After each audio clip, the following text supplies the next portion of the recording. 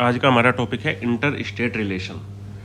अभी तक हमने पढ़ा है कि भाई सेंटर और स्टेट के बीच में किस तरीके से चीज़ों को कंट्रोल किया जा सकता है और किस तरीके से उनके झगड़े हैं और क्या क्या उनके इश्यूज हैं। अब कॉन्स्टिट्यूशन ने कहा है कि भाई कुछ चीज़ें दो स्टेट के बीच में भी झगड़ा हो सकता है, दो स्टेट के संबंध भी अच्छे करने पड़ सकते हैं हमें। तो इंटर स्टेट रिलेशंस बनाने के लिए हमें क्या करना पड़ेगा? कॉन्स्टिट्यूशन ने कहा कि सबसे पहले तो एक इंटर स्टेट की जो है काउंसिल बनानी पड़ेगी जिसमें सारे स्टेट बैठ के बातचीत कर सके अपनी। इंटर स्टेट के बीच में जो झगड़ा होता है वो होता है पानी को लेकर के, दो स्टेट्स के बीच में। कोऑर्डिनेशन बनाइए, काउंसिल बनाइए इनकी, इंटर स्टेट की पानी को लेकर के बोर्ड बनाइए, डिस्प्यूट्स के लिए इंटर स्टेट काउंसिल बनाइए, ठीक है। एक जोनल काउंसिल बनाओ ट्रेड के लिए। कौन सी काउंसिल बनाओ? जोनल काउंसिल, कि भाई व्यापार कैसे होगा दो स्टेट के बीच में। और म्यूचुअली रिकॉग्नाइज कराओ इन लोगों से कि भाई पब्लिक एक्ट जो सरकार, जैसे पार्लियामेंट से कोई एक्ट पास होगा तो पब्लिक एक्ट जो पास होगा, जो रिकॉर्ड होंगे और जो जुडिशरी प्रोसीडिंग्स आएंगी उनको आपको म्यूचुअली रिकॉग्नाइज करना है, मतलब उनका सम्मान करना है। नहीं, देखो म्यूचुअल रिकॉग्नाइजेशन ये कॉन्स्टिट्यूशन बात कर रहा है अभी कि भाई ये सब कुछ हमें करना पड़ेगा, ये अभी कॉन्स्टिट्यूशन ने बात की है। तो अभी हम इनका एक एक चीज को देखेंगे। Mutual recognition, public act, records and judicial proceeding की बात कॉन्स्टिट्यूशन ने कही थी कि सारी स्टेट्स को मिलकर के ये काम करना चाहिए, नॉट जोनल काउंसिल। उसके बाद में हमारा टॉपिक आता है कि इंटर स्टेट में जो है ना झगड़ा चल रहा है वाटर डिस्प्यूट का। सबसे पहली चीज, ये किस आर्टिकल में लिखा हुआ है कि भाई इंटर स्टेट वाटर डिस्प्यूट किस आर्टिकल के थ्रू टैकल करने हैं? आर्टिकल 262 के थ्रू। तो हमें आर्टिकल 262 के थ्रू क्या टैकल करना है जी? ये हमें टैकल करना है इंटर वाटर डिस्प्यूट। पार्लियामेंट अगर कोई ऐसा डिस्प्यूट आता है या कोई स्टेट कंप्लेंट करता है पानी को लेकर के, तो उसके पे ऑथोराइज कौन है? पार्लियामेंट है। उस पे ऑथोराइज कौन है? पार्लियामेंट ही कोई लॉ बनाएगी कि किस तरीके से काम किया जा सकता है। लॉ कौन बनाएगा? पार्लियामेंट। पार्लियामेंट ही उसको बताएगी कि इनका फैसला कौन करेगा। ना तो उसका फैसला सुप्रीम कोर्ट कर सकता, ना कोई दूसरा कोर्ट कर सकता। अगर कोई डिस्प्यूट दो स्टेट के बीच में आता है पानी को लेकर के, तो इनका झगड़े का कौन सुलझाएगा? पार्लियामेंट सुलझाएगी। यहां तक कि ये दो हुक हैं, ये समझ आ गई। अब आगे समझो। अब पार्लियामेंट ने कौन सा इनको लेकर के कानून बनाए हैं? पार्लियामेंट ने सबसे पहले बनाया रिवर बोर्ड एक्ट 1956 में। यह सेंट्रल गवर्नमेंट ने बनाया था, रिक्वेस्ट की थी स्टेट ने। और एक बनाया inter state water dispute act 1956। ये सेंट्रल गवर्नमेंट ने एक एडहोक ट्रिब्यूनल बनाया था। एडहोक क्यों है? क्योंकि ये परमानेंट नहीं है, ये परमानेंट नहीं है। अगर झगड़ा होगा तो ट्रिब्यूनल बनाया जाएगा, झगड़ा नहीं है तो इसको कैंसिल कर दिया जाएगा। ट्रिब्यूनल का जो डिसीजन होगा, पार्लियामेंट ने कहा कि भाई सुन लो सारे कान खोल के, हमारे ट्रिब्यूनल का जो डिसीजन होगा वो फाइनल होगा। ट्रिब्यूनल जो बोल देगा वो फाइनल होगा, ये हुक है, और बाइंडिंग होगा, आप उससे अलग नहीं जा सकते। ट्राइबल का डिसीजन क्या होगा? ट्रिब्यूनल का फाइनल होगा और बाइंडिंग होगा। ना तो उसमें सुप्रीम कोर्ट ना कोई दूसरा कोर्ट जुडिक्शन में कोई इंटरफेयर कर सकता। जो हमारा ट्रिब्यूनल बोलेगा वो फाइनल है। और तुम सब सहमत हो इस चीज से? सबने कहा ठीक है साहब।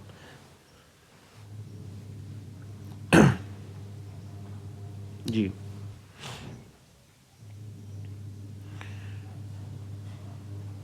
पहले स्टेट्स ने परमिशन ली कि भाई एक एक्ट का बोर्ड एक्ट बना दीजिए, रिवर बोर्ड एक्ट बना दीजिए। जब उससे काम नहीं चला, पहले ये था कि एक बोर्ड में बैठेंगे, मीटिंग करेंगे, आपसी सहमति से तुम लोग सुलझा लेना इशू को। लेकिन स्टेट्स का मैटर आपसी सहमति से तो सुलझेगा नहीं। लॉट ऑफ पॉलिटिक्स इंटरेस्ट होती है, लॉट ऑफ इंटरेस्ट इंक्लूड होते हैं उसमें। तो जब बोर्ड रिवर बोर्ड एक्ट से काम नहीं बना तो इनको एक वाटर डिस्प्यूट एक्ट लेकर के आना पड़ा और एक ट्रिब्यूनल बनाना पड़ा कि भाई अब देखो हम जो फैसला देंगे वो फाइनल होगा और बाइंडिंग होगा तुम पे। अब आया इनका, अब वाटर डिस्प्यूट है किस किस के बीच में ये भी तो समझना पड़ेगा। तो पहली चीज है कि कृष्णा जी बहुत अच्छा काम कर रही हैं। काम अच्छा कौन कर रही है? कृष्णा जी। तो कृष्णा जी काम तो अच्छा कर रही हैं, लेकिन कृष्णा रिवर पे जो विवाद है वो 3 राज्यों के बीच में है, कर्नाटक, आंध्र प्रदेश और महाराष्ट्र। पहला तो झगड़ा ये है कृष्णा रिवर को लेकर के। दूसरा झगड़ा ये है कि केरला का जो टापू है वो कावेरी के नदी पर है। केरला का टापू कावेरी रिवर पे है। तो केरला, कर्नाटक, तमिलनाडु और पुडुचेरी के बीच झगड़ा है कावेरी नदी को लेकर के। समझ गए? वंशु ने उड़ता हुआ अंडा पकड़ लिया। वंशु ने उड़ता हुआ अंडा पकड़ लिया। तो उड़ीसा और आंध्र प्रदेश के बीच में जो झगड़ा है वो वामसा धारा रिवर को लेकर के है, वामसू। ठीक है। एक होता है जीके ऑफ महाराष्ट्राइज महादाई। महाराष्ट्र की जीके क्या है? महादाई है। एक रिवर है महादाई रिवर। कौन सी रिवर है जी? महादाई रिवर। इसको लेकर के किन स्टेट के बीच में झगड़ा है? जी के से क्या बनेगा? जी से बनेगा गोवा, के से बनेगा कर्नाटक और महाराष्ट्र से महाराष्ट्र हो गया। तो जी के of Maharashtra is Mahadayi. MP का राजा है, गुजरात में रहता है, नर्मदा नदी पे। एमपी का राजा है। तो अगला जो झगड़ा है वो नर्मदा नदी को लेकर के है, मध्य प्रदेश, राजस्थान, गुजरात और महाराष्ट्र के बीच। ठीक है। एमपी अपनी गाड़ी में पेपर लेके काम कर रहा था, पेपर उड़ गया। ठीक है। एमपी गाड़ी में जा रहा था अपने काम के पेपर लेकर के और वो पेपर उड़ गए।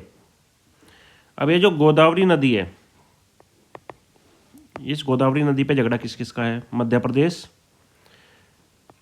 कर्नाटक, आंध्र प्रदेश, महाराष्ट्र, उड़ीसा। तो ये सारे झगड़े हैं जो स्टेट से स्टेट में चल रहे हैं। देखो, वंशु ने उड़ता हुआ अंडा पकड़ लिया। अगर ये थोड़ा तुमको अजीब लग रहा है तो तुमको याद रखना है कि वामसा धारा एक रिवर है। वामसा धारा, धारा मतलब बहना, वामसा धारा, उस पे आंध्र प्रदेश और उड़ीसा में झगड़ा है। अब इन लोगों के झगड़े कैसे होते हैं? अब एक नदी बह के चली महाराष्ट्र से, जैसे कि हमने देखा कि कृष्णा नदी है। कृष्णा नदी महाराष्ट्र से निकली, महाराष्ट्र से निकल के कर्नाटक में पहुंची, कर्नाटक से होती हुई आपकी कहाँ पहुंच गई? आंध्र प्रदेश में। अब महाराष्ट्र पानी रोकने के लिए कि भाई मेरे किसानों को पानी मिले, मैं बिजली बना लूँ इससे ज़्यादा, मैं डैम बना लूँ। महाराष्ट्र ने डैम बना लिए, कर्नाटक ने डैम बना लिए। तो आंध्र प्रदेश क्यों बर्दाश्त करेगा? आंध्र प्रदेश कह रहा है मेरा पानी कहाँ है, वेयर इज माई वाटर। और अगर तुम मेरे हिस्से के बनाए हुए पानी को रोक करके बिजली बना के बेच रहे हो तो मेरा भी हिस्सा दो इसमें। अब कर्नाटक कह रहा है हमारे यहाँ पे यार तुम समझा करो, हमारे यहाँ पे लाल मिट्टी है, वैसे ही बारिश नहीं होती है, किसानों की प्रॉब्लम है, अगर मैं पानी रोक लिया तो क्या हो गया भाई? तो वो बोलते हैं हमारे यहाँ पे भी तो किसान है। तो ये झगड़ा है इनका, बिजली को लेकर के, पानी को लेकर के, एग्रीकल्चर को लेकर के। ठीक है। और इसी से पॉलिटिक्स इंटरेस्ट होती है। अब आंध्र प्रदेश के किसान किसको वोट करेंगे? आंध्र प्रदेश के किसान उस नेता को वोट करेंगे जो बोलेगा कि मैं पानी लेकर के आऊंगा कर्नाटक से। कर्नाटक के किसान किसको वोट करेंगे? कर्नाटक के किसान बोलेंगे नहीं, पानी नहीं देना बिल्कुल भी, कौन है जो पानी बचाएगा हमारा? तो हर कोई अपना अपना सोचता है फिर। So this is the inter state water dispute. ये समझ आ गया यहां तक आपको? आई होप आ गया होगा। अगला टॉपिक क्या है हमारा? अगला टॉपिक क्या है हमारा? Inter state council. अब अगर स्टेट, जैसे हमारे पास इतनी स्टेट हैं, तो ये स्टेट अगर बात नहीं करेंगे आपस में तो बड़ा मुश्किल हो जाएगा। इनके कंसर्न समझना, सुनना, इनको भी हमें बैठाना पड़ेगा आपस में। तो आर्टिकल 263 बनाया गया कि भाई आप लोग आपस में बैठिए, इंटर स्टेट एक काउंसिल बना लो। तो इंटर स्टेट काउंसिल बनाने के लिए पार्लियामेंट के हाथ में कुछ नहीं है। अब इसमें जो हुक है वो है कि प्रेसिडेंट इस्टेब्लिश करेंगे इसको। कौन इस्टेब्लिश करेंगे? प्रेसिडेंट। और नेचर क्या होगा काउंसिल का, ये कैसे नेचर की होगी, ये डिसीजन भी प्रेसिडेंट साहब ही लेंगे। नेचर जो होगा काउंसिल का वो भी प्रेसिडेंट साहब बताएंगे और इस्टेब्लिशमेंट भी प्रेसिडेंट साहब ही करेंगे। काउंसिल के जो फंक्शन हैं और इंक्वायरी या एडवाइस है, अगर काउंसिल को कोई फंक्शन करने हैं, बहुत इंपॉर्टेंट पॉइंट है, बहुत अच्छे से समझना। अगर इंटर स्टेट काउंसिल, दो राज्यों के बीच में कुछ बहस हो रही है बैठ के कुर्सी पे कि तू ये कर सकता है क्या, मैं ये कर सकता हूं क्या, तेरे अंदर है इतना कुछ करने का, तेरा कानून कहता है ये, तो अगर कानून को लेकर के कोई बहस हो रही है तो काउंसिल के जो फंक्शन है और जो इंक्वायरी है और जो एडवाइस है उनको कौन देगा? Supreme court. सुप्रीम कोर्ट के जुडिक्शन के अंदर आ जाते हैं वो लोग आर्टिकल 131 के थ्रू।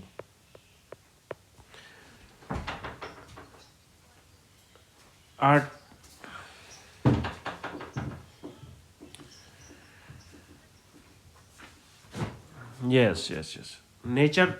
अब इसमें तीन चीजें, president can establish such council and define the nature of the council. किस काउंसिल में कितने मेंबर होंगे? अब जैसे नॉर्थ की काउंसिल बन गई, नॉर्थ में कौन कौन होंगे? जम्मू कश्मीर होगा, हिमाचल होगा, ओके। कितने मेंबर होंगे, कितने मेंबर होंगे, इसका नेचर क्या होगा, ये कब मिलेगी, कब बात करेगी, कैसे डिसीजन लिया जाएगा, उसका नेचर क्या होगा, ये सब डिसीजन कौन लेगा?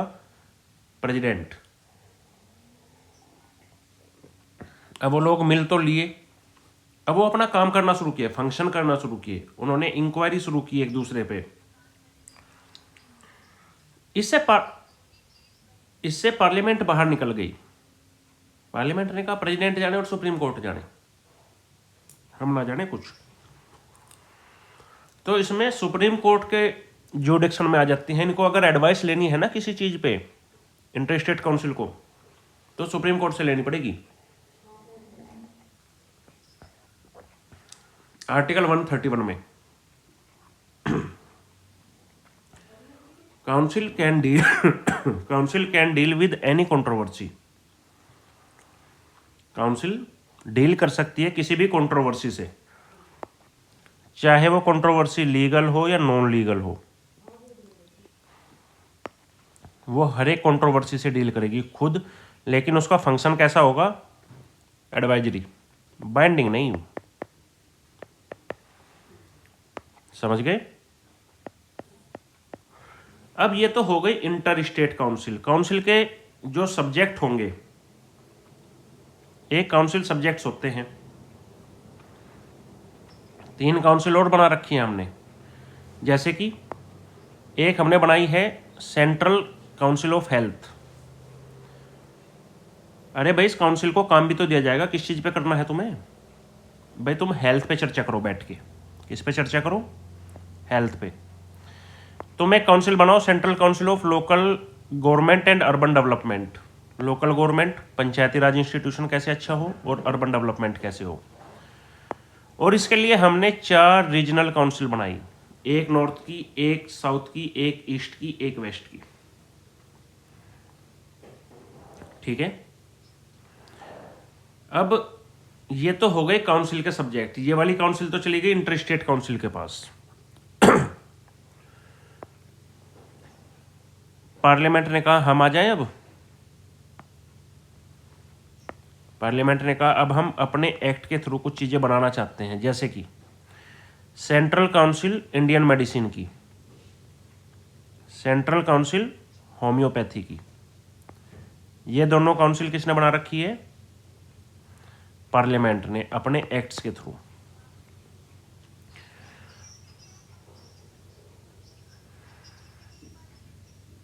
पार्लियामेंट ने अपने एक्ट से बनाई, क्योंकि काउंसिल नहीं, पार्लियामेंट ही बना सकती थी ना। इसके मेंबर कौन होते हैं इंटर स्टेट काउंसिल के?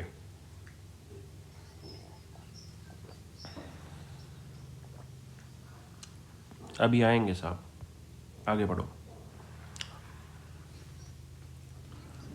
अब पार्लियामेंट ने कहा कि चलो भाई अब घुसने का टाइम आ गया है। अरे भाई तुम स्टेट हो तो इसका मतलब ये थोड़ी ना कि सारी चीज़ें तुम्हारे हाथ में दे दी जाएंगी। इसके मेंबर होंगे, सबसे पहले चेयरमैन बनाया जाएगा, प्रधानमंत्री जी चेयरमैन होंगे हमारे पीएम साहब इसके इन काउंसिल के क्या होंगे, चेयरमैन होंगे। जितने भी एक काउंसिल में स्टेट हैं उनके सीएमओ को बुलाया जाएगा कि सीएम साहब पधारो। जितने भी स्टेट के हैं, जितनी भी स्टेट हैं उस काउंसिल में उनके सीएम को बुलाया जाएगा।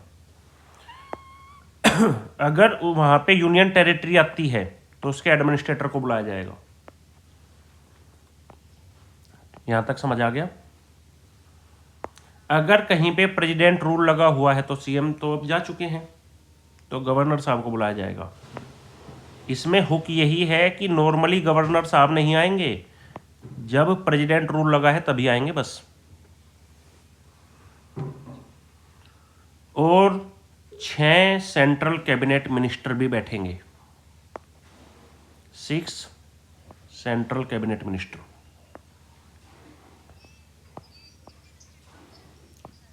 जी, अब सपोज कीजिए ईस्ट इंडिया में हमने एक काउंसिल बनाई जिसमें हमारा उड़ीसा है, बिहार है, छत्तीसगढ़ है, झारखंड है, आंध्र प्रदेश है, तेलंगाना है। हमने इनकी मिलाकर के एक इंटर स्टेट काउंसिल बनाई। तो जब इसकी मीटिंग होगी तो चेयरमैन कौन होगा? चेयरमैन होगा प्रधानमंत्री जी। फिर इन सारे स्टेट्स के चीफ मिनिस्टर्स को बुलाया जाएगा कि आ जाओ भाई। अगर किसी स्टेट में प्रेसिडेंट रूल लगा है तो किसको बुलाया जाएगा? गवर्नर साहब को। और उनके साथ साथ 6 सेंट्रल मिनिस्टर भी बैठेंगे, और उस सेंट्रल मिनिस्ट्री में होम मिनिस्टर का बैठना जरूरी है। होम मिनिस्टर जी का बैठना जरूरी है।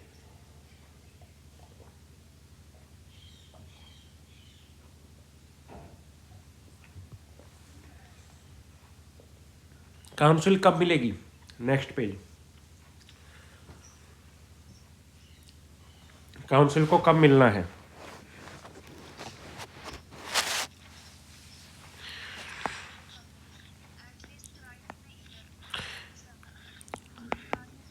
संविधान ने कहा कि कम से कम 3 बार तो मिल लेना।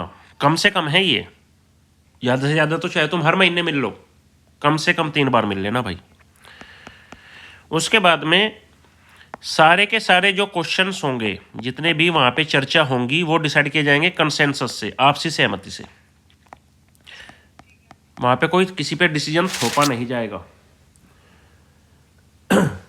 अब भाई ये जो काउंसिल है इसकी भी तो एक स्टैंडिंग कमेटी बनानी पड़ेगी जो कामकाज देखेगी।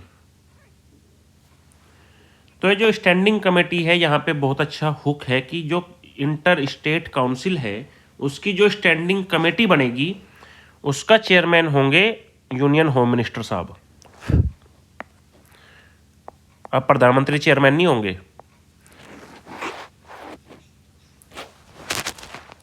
ठीक है।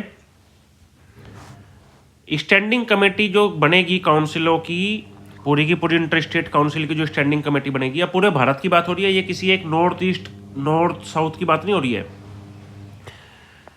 इसमें भी 5 यूनियन कैबिनेट मिनिस्टर मेंबर होंगे और 9 चीफ मिनिस्टर्स को इंक्लूड किया जाएगा।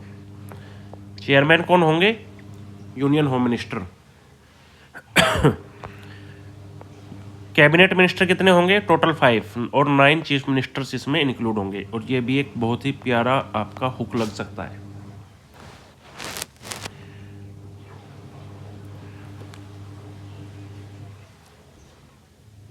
जी जी।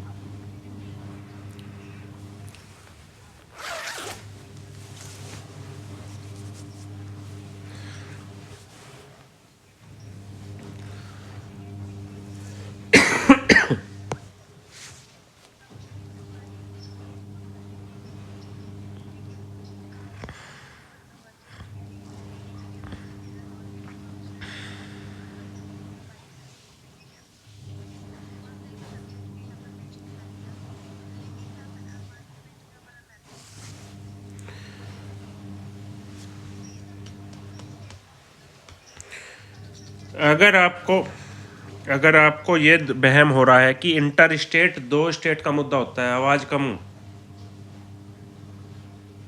अगर आपको ये वहम हो रखा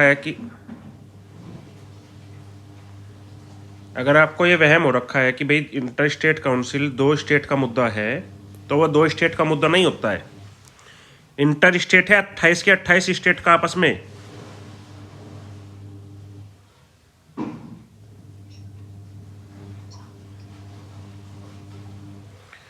समझ गए? ये कोई 2 स्टेट का मैटर नहीं चल रहा है कि भाई बिहार और झारखंड का झगड़ा है तो इसमें पीएम क्या कर रहा है, होम मिनिस्टर क्या कर रहा है, नहीं। अरे भाई पूरे भारत को ही 4 रीजन्स में तोड़ा गया है।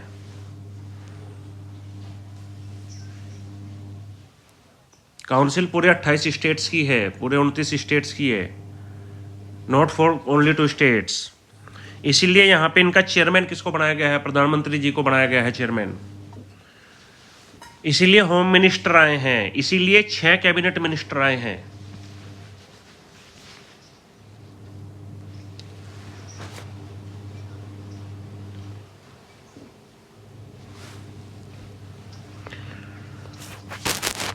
अब अगला पॉइंट आता है हमारे सामने, public act record and judicial proceeding. देखो, स्टेट तभी बेहतर काम कर सकती है जब उनको एक दूसरे पे विश्वास होगा। किसी चीज़ पे तो हमको कलेक्टिवली यकीन करना पड़ेगा, नहीं तो हम नहीं पढ़ा सकते, नहीं चीज़ों को कर सकते हम आगे। तो आपको फुल फेथ लेकर के आना पड़ेगा और क्रेडिट देना पड़ेगा। किस चीज़ को? पब्लिक एक्ट को, पब्लिक रिकॉर्ड को। पब्लिक एक्ट क्या होता है? पब्लिक एक्ट का मतलब होता है कि जो गवर्नमेंट ने लेजिस्लेशन और एग्जीक्यूटिव एक्ट पास किए हैं, क्या उसमें यकीन है आपको? तभी जाके काम चलेगा। क्लियर कट बात समझ आ गई? यहाँ पे गवर्नमेंट लिखा है, लेजिस्लेटिव और एग्जीक्यूटिव एक्ट किसके? गवर्नमेंट के। अब केंद्र सरकार ने कोई नियम लागू किया और स्टेट बोले ना मुझे तो तुम पे यकीन ही नहीं है, कैसे काम चलेगा? नहीं चल सकता। पब्लिक रिकॉर्ड क्या होता है? पब्लिक रिकॉर्ड का मतलब होता है कोई ऑफिशियल बुक, रजिस्टर या रिकॉर्ड, उसमें जो जो नियम कायदे कानून लिखे हुए हैं उन सब के हिसाब से तो आपको चलना पड़ेगा, सारी की सारी स्टेट्स को। अगर कोई फाइनल जजमेंट या ऑर्डर सिविल कोर्ट ने पास किया है किसी भी भाग में इंडिया के, तो उसका एग्जीक्यूशन एनीवेयर हो सकता है, पूरे भारत में कहीं भी। Not criminal judgment. बहुत ध्यान से समझना, बहुत इंपॉर्टेंट पॉइंट है। अगर कोई फाइनल जजमेंट कौन से कोर्ट ने जारी किया है? सिविल कोर्ट ने। कौन से कोर्ट ने जारी किया है? सिविल कोर्ट ने। किसी भाग में भारत के। अब सपोज करो झारखंड का एक सिविल कोर्ट है, उसने एक जजमेंट निकाला, तो उसकी कैपेसिटी है कि वो एग्जीक्यूट हो सकता है पूरे भारत में कहीं भी, anywhere with in the India. पूरे भारत में कहीं भी उसको लागू किया जा सकता है, लेकिन वो होना चाहिए सिविल। क्या होना चाहिए? सिविल। अगर वो क्रिमिनल है तो फिर वो लागू नहीं हो सकता। ये इसमें कुंडा है। मैनर और कंडीशन। अब इन एक्ट्स को, रिकॉर्ड को, जुडिशियल प्रोसीडिंग्स को किस तरीके से लागू किया जाएगा, उसका मैनर और वो क्या क्या कंडीशंस होंगी, ये सुप्रीम कोर्ट नहीं बताएगा, ये पार्लियामेंट बताएगी। ठीक है, अब चलते हैं थोड़ा आगे। अब इसमें ये है आगे कि भाई इंटर स्टेट, राज्यों को आपस में व्यापार भी करना होता है, ट्रेड भी करते हैं वो लोग और कॉमर्स भी करते हैं। आर्टिकल 310 से लेकर के 307 तक। आर्टिकल 301 बोलता है कि देखो, हम पूरे भारत की टेरिटरी में, थ्रू आउट द टेरिटरी हम आज़ाद हैं, कोई कहीं भी व्यापार कर सकता है, कोई रोक थोड़ी सकता है। भाई झारखंड का बंदा, बिहार के लोग, झारखंड के लोग मुंबई जाते हैं, महाराष्ट्र जाते हैं काम करने, व्यापार करने, कोई रोक सकता है? किसी को नहीं रोक सकता।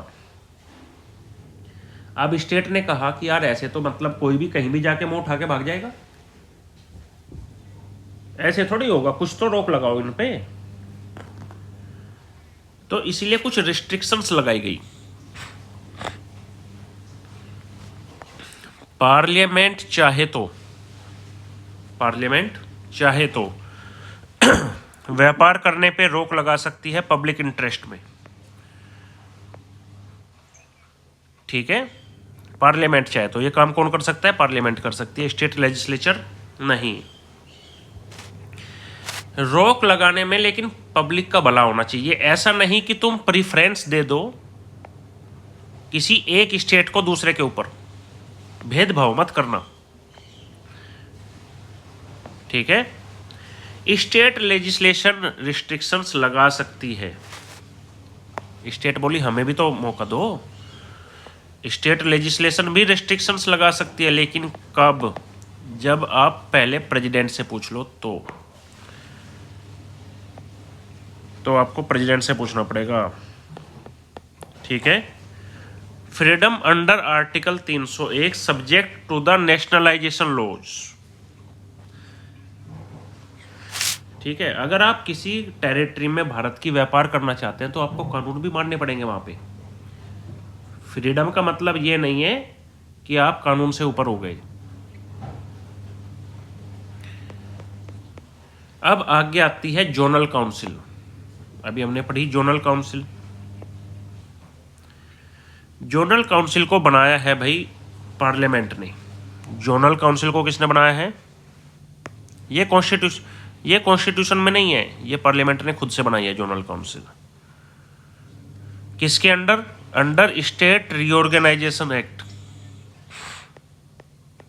बाद में जोनल काउंसिल, ठीक है। एक जोन की काउंसिल में कौन कौन मेंबर होते हैं? अब इन मेंबर्स को ध्यान से समझ लेना बस। सबसे पहले जो इनके चेयरमैन होंगे वो होंगे यूनियन होम मिनिस्टर। चेयरमैन कौन होंगे? यूनियन के होम मिनिस्टर। कहा गया है कि जो चीफ मिनिस्टर हैं उस जोन के, जितने भी स्टेट हैं उस जोन में, वो सब भी आ सकते हैं। तो चीफ मिनिस्टर साहब भी आ गए। इसमें एक और हुक है, आप हर एक स्टेट से 2 मिनिस्टर्स भी ऐड करेंगे स्टेट के, यहाँ पे सेंट्रल मिनिस्टर नहीं है। जो हमने पीछे इंटर स्टेट काउंसिल पढ़ी थी उसमें केंद्रीय मिनिस्टर थे सेंटर के, यहाँ पे स्टेट के मिनिस्टर की बात की जा रही है। और अगर कोई उस जोन में यूनियन टेरिटरी है तो उसमें के एडमिनिस्ट्रेटर भी इसका हिस्सा होंगे। ये हुक समझ आ गया सारे? ये तो हो गए इनके परमानेंट मेंबर। अब कुछ होंगे इनमें एडवाइजर मेंबर, जो एडवाइस करेंगे खाली। एक बंदे को नॉमिनेट कौन करेगा? प्लानिंग कमीशन करता था पहले, अब नीति आयोग करेगा।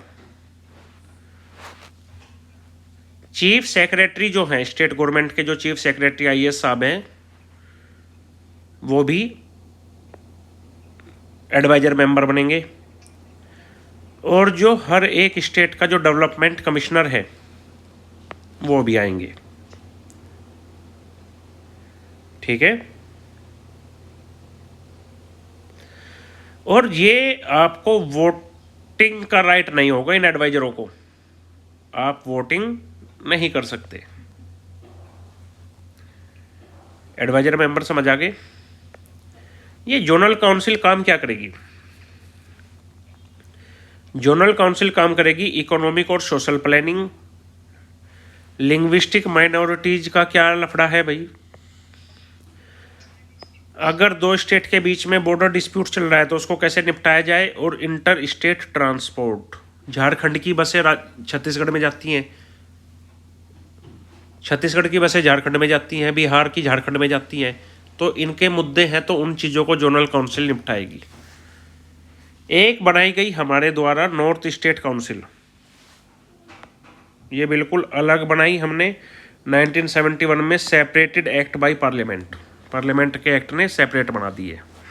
और इस तरीके से आपका इंटर स्टेट काउंसिल पूरा का पूरा ख़त्म हो गया।